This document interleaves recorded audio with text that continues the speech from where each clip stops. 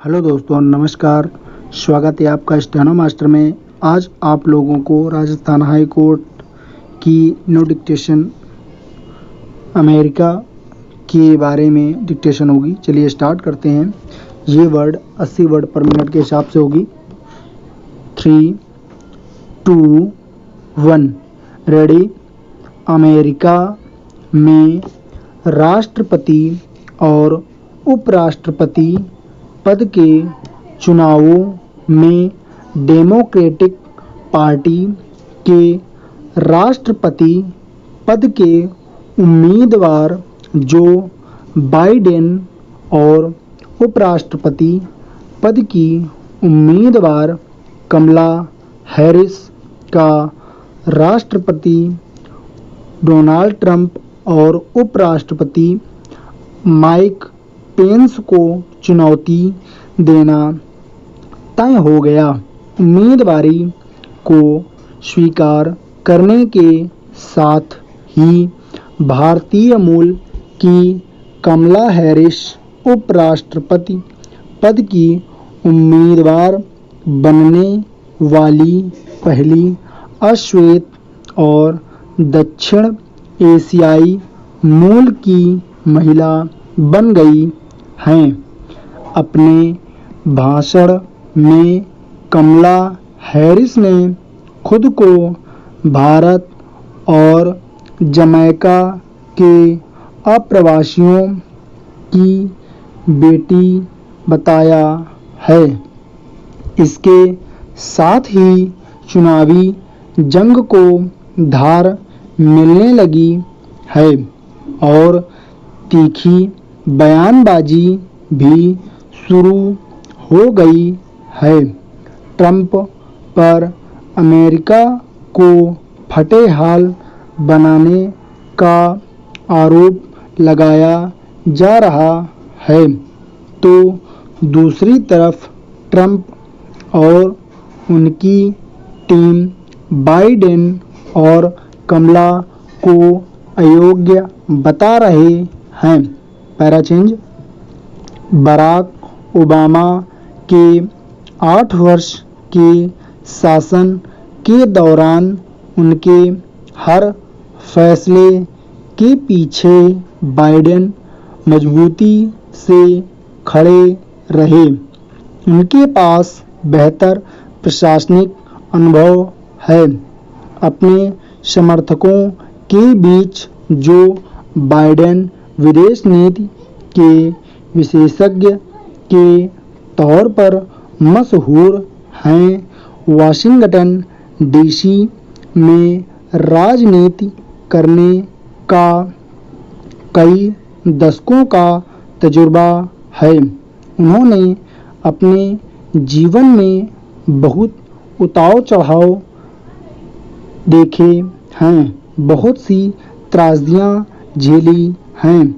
उनकी सबसे बड़ी खासियत है कि वह बड़ी सहजता से आम आदमी से नाता जोड़ लेते हैं।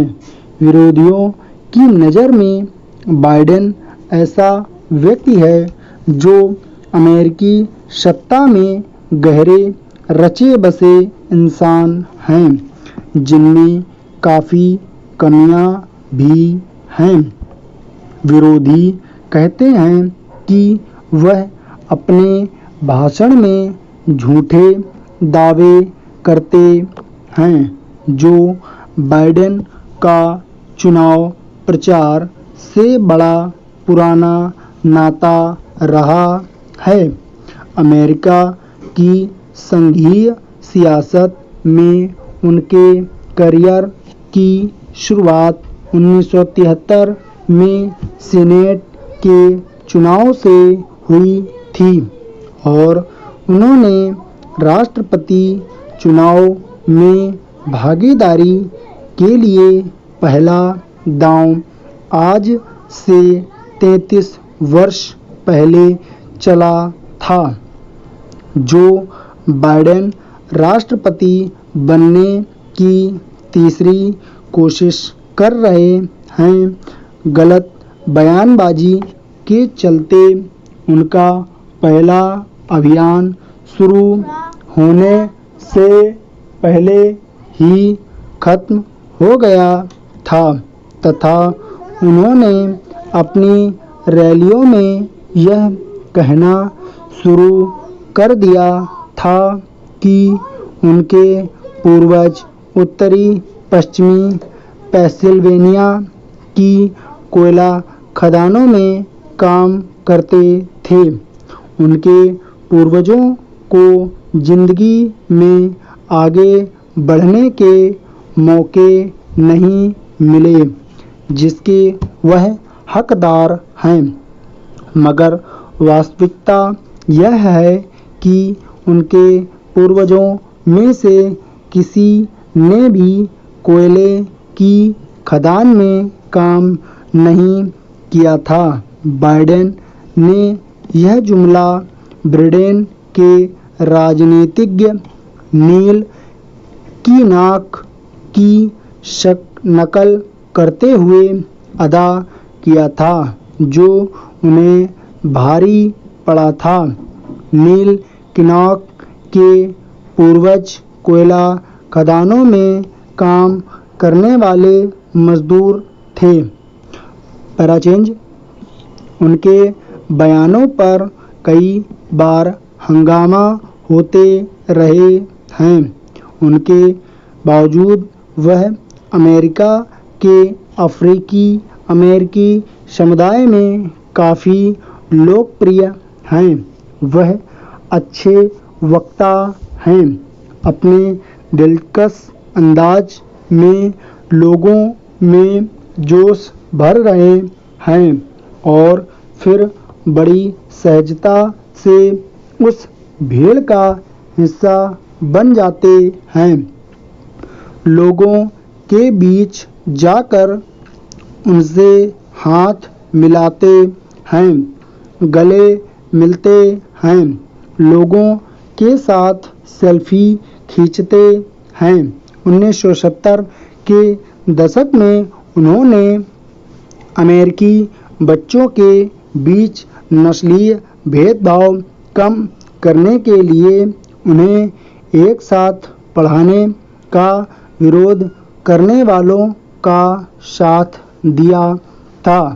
तब उन्हें उनके स्टैंड के लिए बार बार निशाना बनाया गया। अब काले लोगों पर पुलिस की हिंसा को लेकर और कोरोना वायरस संकट से निपटने को लेकर बाइडेन ट्रंप से पूरी तरह भिड़ चुके हैं।